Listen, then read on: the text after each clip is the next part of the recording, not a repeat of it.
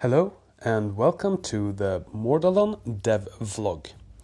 Today we are taking a look at the ability library. Currently the ability library works as a second inventory, with the exception that you can only store ability scrolls and potions in it. So the way it works is that when you get an ability scroll in your inventory, maybe as loot or from a quest, you click on it in the inventory to add it to the ability library. And from there you can drag the ability from the ability library to the ability bar, and then you can use them in combat. There are a few problems with this approach. First of all, the ability library gets very messy with lots of abilities. It's hard to get an overview and find the ability you want. Second, potions shouldn't be in the ability library. They should probably have their own interface. We want to be able to categorize abilities in the ability interface, so we'll probably add tabs at the top. One for warrior, one for sorcery, one for archer, and then maybe class-specific abilities. So let's say you'd want to be a necromancer. All the necromancy abilities would be under its own category. We also want to be able to show the player which abilities are available for unlocking and where you can unlock them. Currently, you can only see the abilities you have added to your library. In the future, unlockable abilities will be visible but grayed out, and hovering them will show you where you can get them. I think that's all. Let's get to work and we'll see how it looks. 2 hours later. Here's an in-progress status update. I've created a new interface, and at the top we can see the new category tabs, each with their own icon. I think they turned out pretty good. And below we have the abilities, and I've decided to divide them up in tiers to more easily follow the unlocking progression. And as you can see here, I have a lot of abilities. They are not categorized yet, and we can see that the unlocked abilities have colors and the locked abilities are grayed out. And I can also click and drag these abilities.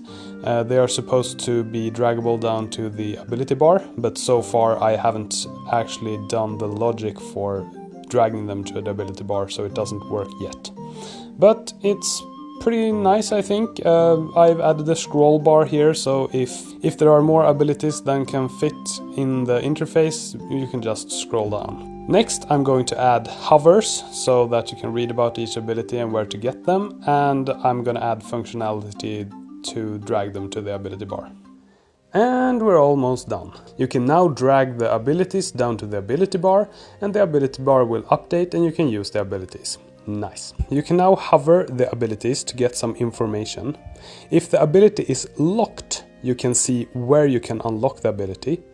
And if the ability is unlocked, you can see the cooldown of the ability as well as the description of the ability, but you no longer need to know where to unlock it. When doing this, I realized that we didn't have any information on where to unlock most things, so I had to go through all of the abilities and add the information of where you get them. While doing this, I also realized that there is no way to get many abilities, so we'll have to add that. Overall, I'm really pleased with how this turned out. It's very clear now in which order you should unlock abilities, and it's also very nice. If I want a healing support ability, I can just go to the support tab and pick and choose from there. So it's really great. The backend system will have to be changed now, because before you just added the item as if it was in your bank or in your inventory to the ability library, but now you just unlock it once and it will be there forever. We will just have to keep track if you unlock the ability or not. We do not need to keep track of the quantity and such things.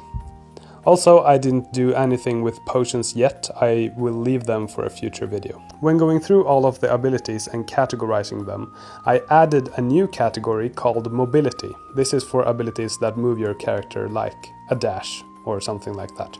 That caused an overflow in the top bar, and I'm not quite sure how to handle that. Probably will do some kind of scrolling, but it looks terrible with the scroll bar. So maybe buttons or 2 rows or something like that. Not sure. That's it for today's devlog. I hope you enjoyed, and feel free to leave any feedback in the comments down below.